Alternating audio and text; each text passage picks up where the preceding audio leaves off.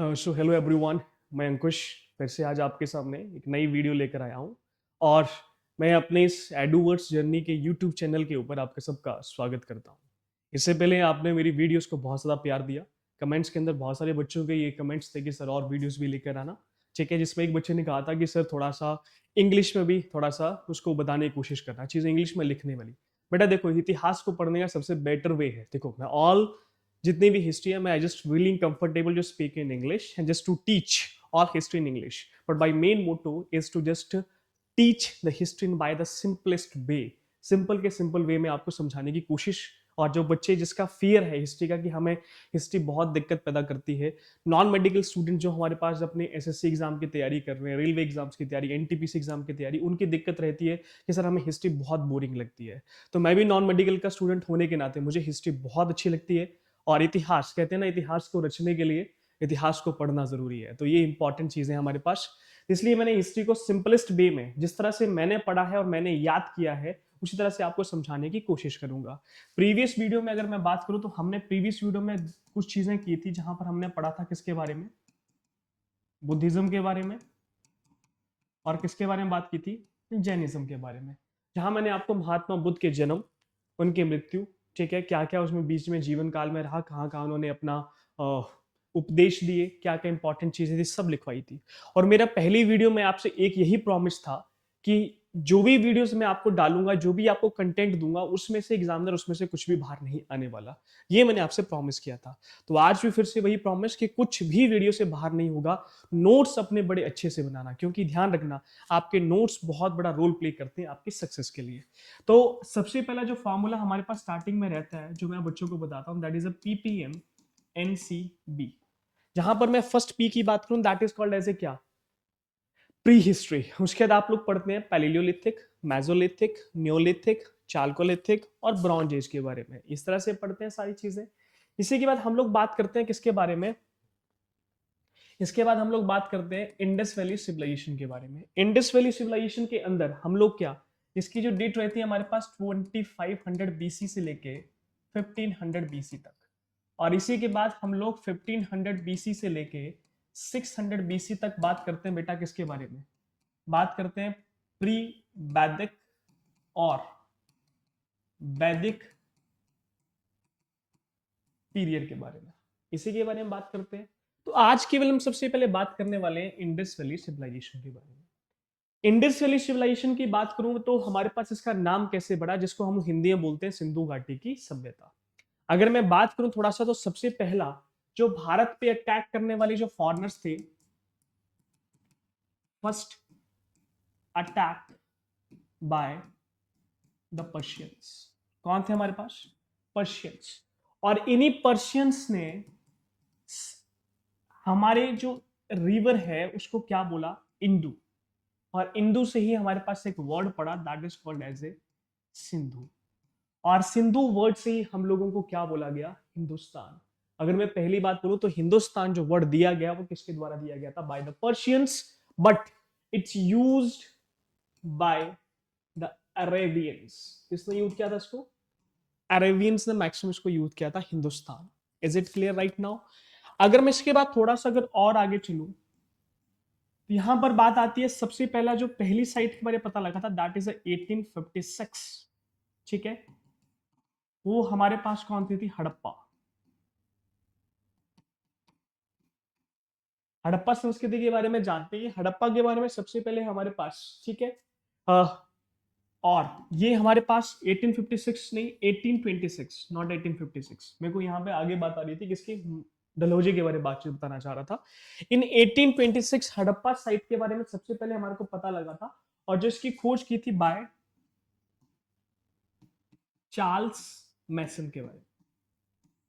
हमारे पास एक फॉरनर हुए, दैट्स अ चार्ल्स मैसन। उन्होंने ही सबसे पहले साइट जो इंडस वैली सिविलाइजेशन की खोजी थी वो कौन थी, चार्ल्स मैसन। और कौन सी साइट थी वो, हड़प्पा। अब सर इसमें देखें तो इस टाइम पे इंडिया में जो हमारे पास जो किसको कह सकते हैं गवर्नर जनरल काम कर रहे थे, ठीक है, वो कौन थे हमारे पास, 1856 तक रहे थे हमारे पास लॉर्ड डलहौजी। कौन थे, लॉर्ड डलहौजी। तो remember one thing, Lord Dalhousie इसी टाइम के ऊपर आप लोग बेहतरीन तरीके से जानते हैं, हमारे पास रेलवे ने बहुत ज्यादा क्या की थी, डेवलपमेंट की थी। किसने की थी? रेलवे ने। और आप लोग जानते हो 1853 मतलब 1853 में भारत में ही पहली रेलवे चलाई गई, जिस कहां से कहां, बॉम्बे से ठाणे। जब इसकी डेवलपमेंट हो रही थी बेटा, तो यहां पर हमें जैसे ही लाहौर से कराची तक जब रेलवे की डेवलपमेंट कर रहे थे, रेलवे की डेवलपमेंट, तो ध्यान रखना जितने भी टीले आ रहे थे उन टीलों को तोड़ा गया और उन टीलों में से पक्की ईंटें निकली। पर उस टाइम हमने, जरूरत थी रेलवे ट्रैक्स को बनाने के लिए, तो हमने इतना ध्यान नहीं दिया, हमने उनको तोड़ के यूज कर लिया। पर बाद में हमारे पास एक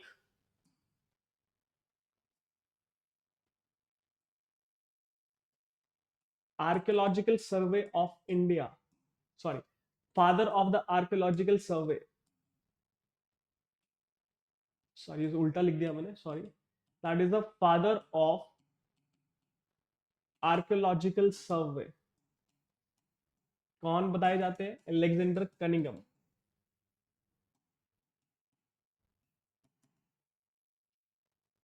अलेक्जेंडर कनिंगम ने उन ईंटों को लिया था और उसके ऊपर रिसर्च किया, पर उसमें उनको वो क्या रहे, असफल रहे थे। ठीक है, उसकी सर्चिंग के बाद। इसलिए अगर एक और बात बताऊं तो आर्कियोलॉजिकल सर्वे ऑफ इंडिया, ठीक है, के जो जनक माने जाते हैं वो भी किसे कहा जाता है? अलेक्जेंडर कनिंगम को ही कहा जाता है। ठीक है, ध्यान रखना एक और बात अगर यहां बात करूं मैं, ठीक है, इसी के बाद ही कनिंगम ने क्या किया, उन्हीं टीलों के ऊपर काम करना शुरू किया, उन्हीं साइट्स के ऊपर काम करना शुरू किया। तो हमारे पास, अगर मैं इंडस वैली सिविलाइजेशन की बात करूं, तो इंडस वैली सिविलाइजेशन में सबसे इंपॉर्टेंट जो चीजें देखी गई, वो देखी गई टाउन प्लानिंग। अगर और मैं यहां पर बात करूं, दैट इज अर्बन सिविलाइजेशन भी कहा जाता है। इंपॉर्टेंट एक और बात करूं यहां पे, इनका जो इंपॉर्टेंट सबसे, ड्रेनेज सिस्टम, मतलब लाजम, ठीक है, जिससे लोगों का मन, लोगों को और आकर्षित इनकी तरफ हुए थे कि इस तरह से सिस्टम बनाई गई चीजें। सिटाडल बात करूं आगे, मैं आगे बात करूंगा सिटाडल के बारे में। तो सब ये सारी चीजें कहां दिखाई दी है? इंडस वैली सिविलाइजेशन के अंदर हमारे को दिखाई दी है। ठीक है, इसी के बाद हम लोग बात करेंगे जो आप लोग अपनी किताबों के अंदर पढ़ते हैं। सबसे पहला जो साइट हमारे पास 1921, जो पहली साइट की बात करूं जिससे हमने बात की, हड़प्पा, इसकी जो खोज की थी वो किसने की थी? दयाराम साहनी। किसकी बात करूं? दयाराम साहनी के बारे में। ठीक है जी, ये इसके बारे में थे हमारे पास। और ये, इसके पहले एक और चीज इंपॉर्टेंट ध्यान रखना कि ये जो हमारे पास इंडस वैली सिविलाइजेशन थी, पूरे भारत में कहां कहां फैली हुई थी, ध्यान रखना। इस तरह से बता रहा हूं, ये आपके पास नॉर्थ, साउथ, ये आपके पास ईस्ट, और ये आ गया आपके पास ईस्ट। डन बेटा। ध्यान रखना यहां पर हमें बात करूं जे एंड के, जम्मू एंड कश्मीर में आपके पास मांडा एक जगह है आपके पास, on the bank of river Chenab, जहां पर आपके पास किसके अवशेष मिलते हैं? किसके? इंडस वैली सिविलाइजेशन के। अगर मैं साउथ में यहां बात करूं तो साउथ में एक पड़ती है जगह दाइमाबाद, कहां पर? Maharashtra, on the bank of river, कौन सी? गोदावरी। डन। ठीक है, ये हमारे पास यहां पर। उसके बाद अगर मैं बात करूं बेस्ट में, अच्छा यहाँ, ओके, यहाँ मेरे पास ईस्ट और यहाँ मेरे पास वेस्ट। तो यहाँ बेटा आएगा सुक्ता गेंदोर। कौन सा? सुक्ता गेंदोर, जैसे इंपॉर्टेंट हमारे पास साइट रहती है इसके लिए। ठीक है, और ये कौन सी नदी के किनारे? दशक नदी के किनारे। ठीक है, ये हो गया। अगर मैं यहां पर बात करूं तो यहां पर मेरठ, ठीक है, कहां पर? यूपी के अंदर इंपॉर्टेंट साइट हमारे पास रहती है। तो ये चीजें, और यहां पर भी अगर मेरठ में बात करूं तो जगह हमारे पास रहती है, दैट इज आलमगीरपुर, आलमगीरपुर। ये इंपॉर्टेंट साइट हमारे पास क्या पूरे इंडिया में कहां कहां पूरे। तो यहां से एक चीज पता लगी कि इंडस वैली सिविलाइजेशन पूरे भारत पे अलग अलग जगह इसके अवशेष मिलते हैं। तो ये इंपॉर्टेंट हमारे लिए टॉपिक इसलिए हो जाता है। इज इट क्लियर बेटा? हम आगे चलें इसके बाद, जस्ट अ मिनट, ओके, इसके बाद हम चल रहे हैं आगे। इसके बाद हम आगे चल रहे हैं, और ध्यान रखना एक और बात, मैं यही लिख रहा हूं, मैक्सिमम जो साइट मिली हैं वो कहाँ मिली हैं? गुजरात में। कहाँ मिली है? गुजरात में, ठीक है। और मैं बात कर रहा था हड़प्पा के बारे में, तो हड़प्पा के बारे में ध्यान रखना, on the bank of river Ravi, Ravi नदी के किनारे में इसके बारे में बात होती है। और ये हड़प्पा साइट हमारे पास है कहाँ पर? पाकिस्तान में। कहाँ पर है बेटा? पाकिस्तान में। और पाकिस्तान में भी कहाँ पर है ध्यान रखना, वो भी जगह पड़ती है, अगर आपको बताऊं तो that's Mount Momri. Mount Momri district, Hindi में भी लिख देता हूं, माउंट जिला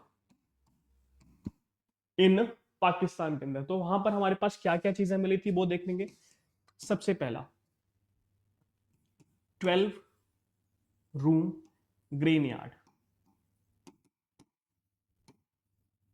12 कक्ष का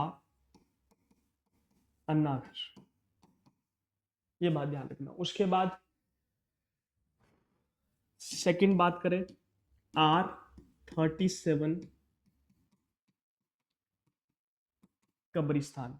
अगर इस समय देखें तो यहां पर हमारे पास जब इसकी खोज पूरी चल रही थी तो अप्रोक्सीमेट 57 के पास कब अपने पास स्केल्टन्स मिले थे, पर इसमें से जो खोज हो पाई थी, किसकी रिसर्च हो पाई थी, केवल 37 के ऊपर, इसलिए इसका नाम इसका रखा गया R37। 20 पूरी तरह से डिकम्पोज हो चुके थे, तो उनके ऊपर कोई भी काम नहीं हो पाया। Is it clear? ठीक है, अब हम चलते हैं, तीसरी बात हमारे पास यहां पर क्या मिली थी, statue of goddess of fertility. एक गर्भवती, ठीक है, महिला के पेट से एक उगता हुआ पेड़ की आकृति स्टेच्यू हमारे को मिला था, कौन सी साइट के ऊपर? हड़प्पा सभ्यता में, ठीक है। ये इंपॉर्टेंट चीजें थी कुछ, यहाँ पर हमारे को अवशेष मिले थे, कहाँ पर? हड़प्पा में, तो ये नोट कर लें आप लोग, ठीक है। उसके बाद हम लोग चल रहे हैं आगे, जो सेकंड साइट के ऊपर, जो सेकंड साइट हमारे पास है, दैट इज, ये ध्यान रखना, मैं सारा उसको प्रॉपर वे में लिख रहा हूं, इस बात को ध्यान रखना। ये हमारी पहली साइट हो गई जानकारी। सेकेंड साइट की बात करेंगे हम लोग, दैट इज 1922, और यहाँ बात करेंगे हम लोग मोहनजोदारो के बारे में। और मोहनजोदारो के किससे गया था? R D बनर्जी, या पूरा नाम भी लिख सकते हैं राखलदास बनर्जी, R D बनर्जी या फिर राखलदास बनर्जी के बारे में भी, ठीक है।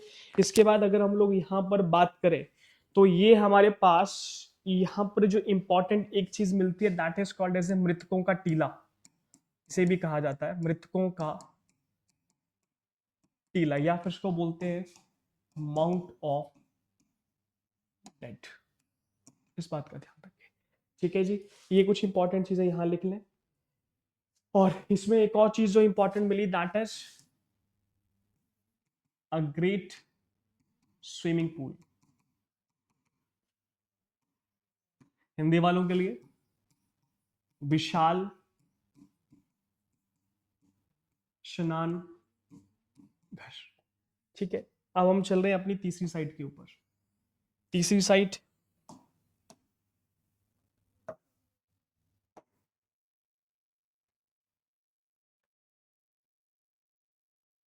तीसरी साइट की बात करें तो यहां पर हमारे पास तीसरी साइट आ गई, हिंदी में लिख रहा हूं, चूंदड़ो।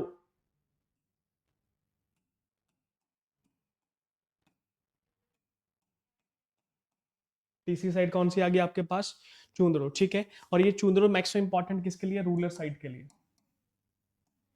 यहाँ पर ग्रामीण क्षेत्रों को देखा गया, ग्रामीण क्षेत्रों के अंदर, ठीक है। इसके बाद अब मैं इंपॉर्टेंट बात करूं तो एक और रही थी, that is called as a Kalibanga. नाम से पता लग रहा है, अगर बात करें तो काली मतलब ब्लैक, और एक और बात करें तो बंगा मतलब बैंगल्स।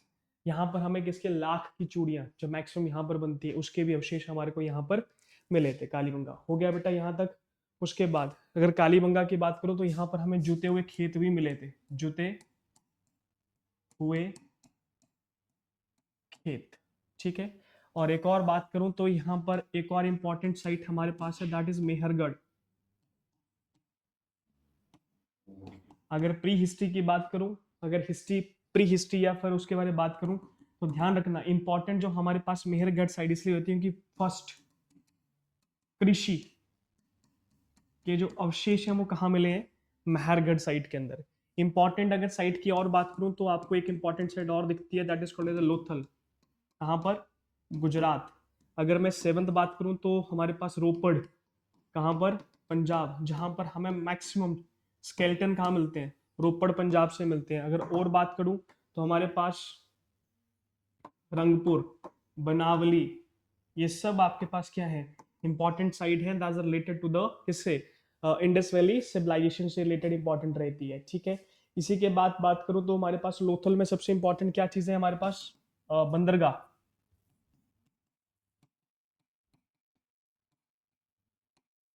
ठीक है।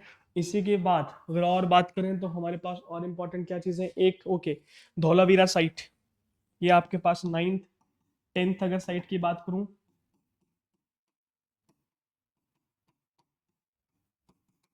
धौलावीरा साइट के अंदर ही हमें देखने को क्या मिला, सीटाडल सिस्टम। तीन तरह के सिस्टम, लोअर, मिडल और अपर, इस तरह के सिस्टम हमारे को देखने को मिला कहां पर, धौलावीरा साइट के अंदर ये चीजें हमारे को देखने को मिली हैं।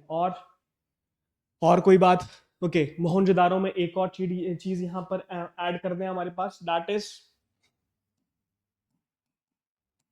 स्टेच्यू ऑफ डांसिंग गर्ल, ठीक है। और वो किस मेटल से बना हुआ था, ब्रॉन्ज। किससे बना हुआ था, ब्रॉन्ज, इस बात की ध्यान रखें। और जो हमारे पास राजस्थान, राजस्थान से हमारे को कौन से अवशेष मिलते हैं, कॉपर के, किसके अवशेष मिलते हैं, कॉपर, राजस्थान।